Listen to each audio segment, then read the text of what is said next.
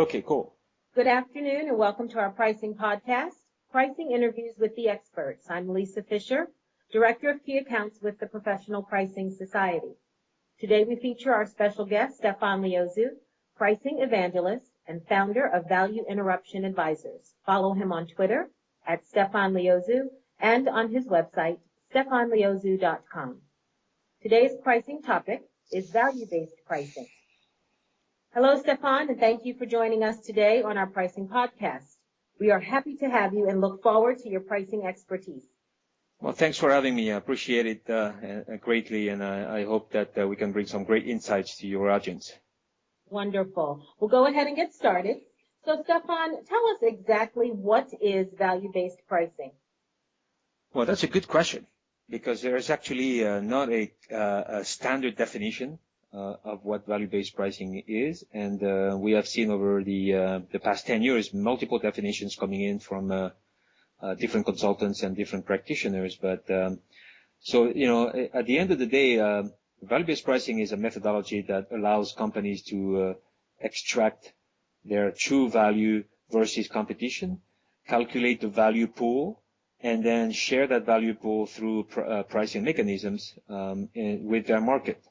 So it is a methodology that is well known, well documented, but unfortunately you have multiple number of steps, multiple approaches, and multiple definitions that makes it a little bit fuzzy. So if you see what I mean. Yes. So why is it more than a pricing strategy? Oh, definitely, because you look at the 6 steps of going in value-based pricing, and you realize that you're really going in and attacking the what I would call the big guns of marketing. You have to do competitive analysis. You have to do segmentation of your customers. You have to understand your true differentiation. Then you have to calculate the differentiation. Once you calculate it, then you're going to decide how you're going to innovate in pricing and capture that value, differentiation value, and then communicate it. So, you're touching some of the very advanced components of marketing, of selling, of communication. And at the end of the day, then it becomes, you may start with thinking you're doing just pricing, but you're doing much more. And this is what it makes value-based pricing a bit complex, I would say a bit difficult to operationalize, because you realize at some point that you have to have much more than the pricing people involved. You have to go into innovation, you have to go into marketing, you have to go into finance, you have to go into selling. So that's what I keep saying. Value-based pricing is much more than a pricing strategy. It is a go-to-market approach. Great. So, Stephan, in your opinion, what are the key success factors to make sure that it is implemented well? I would say the first critical component is to understand what you're trying to do in your organization. Do you just want to do pricing for one product? Do you want to do it for a family product, for a division, for a region, or for the entire corporation?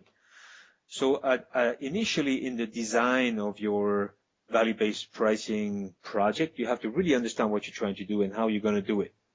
So design is important, and then you're going to have to worry about how am I going to execute all of this, and keeping in mind that it's not going to be a 3-month project. As I mentioned before, if you haven't started doing some of these critical components of marketing, then you have to do some of the foundation before you get into value-based pricing. So, for example, if you don't do very detailed competitive analysis, it's going to be difficult to do value-based pricing. So some of the success factors will be to have a foundation of marketing activities, segmentation, positioning analysis, competitive analysis, so that you can be successful at doing value-based pricing. Another very critical success factor is to have a kind of a support from the top and a mandate from top management telling you, well, yeah, it is time that we pay attention to value and pricing, and it is time that we start doing that transformation. Because at the end, it is going to be a bit of a transformation of how you do the work, how you interact with your markets, how you address value to your customers. So you may find some difficult spots of transformation, and you need management support. So they need to be involved, they need to be supportive, they need to give the clear priority to the organization, and they also need to make sure the culture is going to be supportive of that. So another key success factor is going to be a cultural component, a cultural dimension. Do we have everybody on board? Is everybody ready to change? Do we want to try different things? Are we willing to go out and maybe try to extract more value in the market? So from training the right people to getting everybody on board to getting the right messages, the right priorities. So there's going to be a lot of different key success factors that are going to be, dramatically make or break your success of your initiative. Absolutely. I think you already touched on this, Stephan, but are there any other individuals you can think of that need to be involved in the deployment that you haven't already mentioned? Yeah, so I usually, go into companies and ask them, who is in charge of value in your organization? And that's always a question that stops people thinking. I'm like, wow, that's interesting. Obviously, the answer is that everybody's should be taking care of value. But at the end of the day, there's going to be someone who's going to have to be in charge of the process of managing value and doing value-based pricing. In some cases, the pricing team will take care of that. They will take the lead. But then they'll quickly run into, okay, how do I bring these marketing people on board? And how do I reach out to the technical and the innovation people? So it needs then to have a champion. It needs to have an executive who is going to be able to make the bridges between all the functions.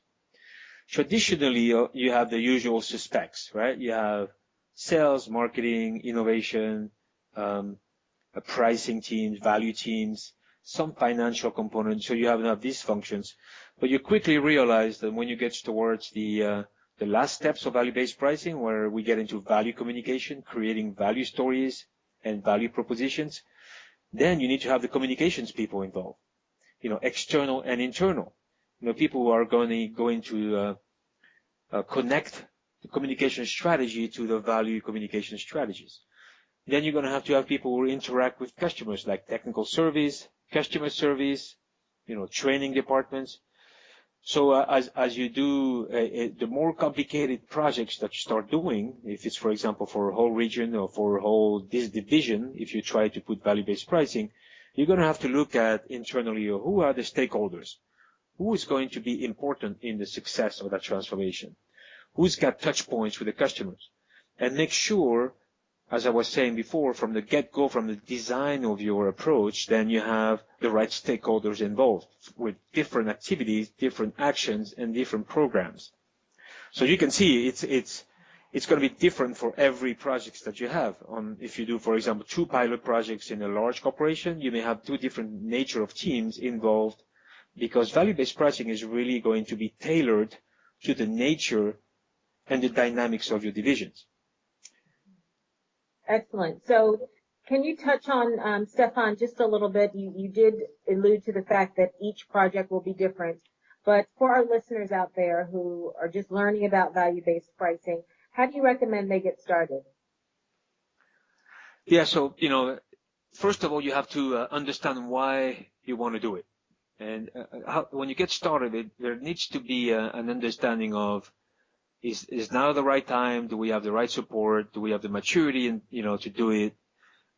Is there a burning platform to do it? And why do we want to do it?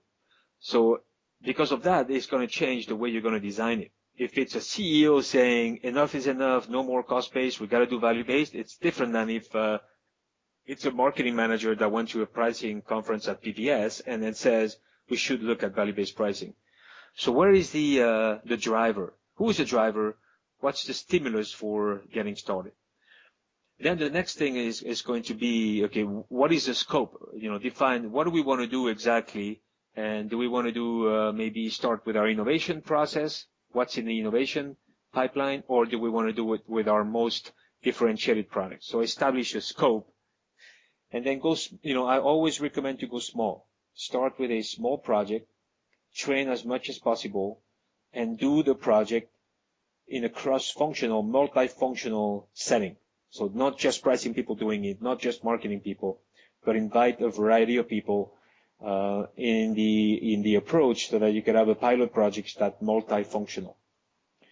And then the key really is to start with something and then show that it can be done. So don't pick the product line or the business unit that is the most complicated, the most in trouble, you have to establish a success right off the bat to make sure that you create positive buzz and positive emotions towards value-based pricing so that people want to do another project. So if you start with a very difficult project, then the chances of failure, quote unquote, will be higher. So, as you can see, you really have to design everything very strategically to make sure that it creates, at the right time, with the right scope, in the right maturity, it creates a very successful initiative right off the bat.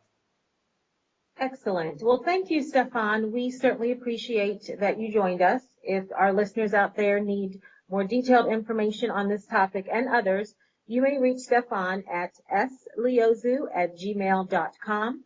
Stephan will also present a one-day workshop on value-based pricing at the PPS 27th Annual Spring Pricing Workshops and Conference in Chicago, hosted May 3rd through the 6th.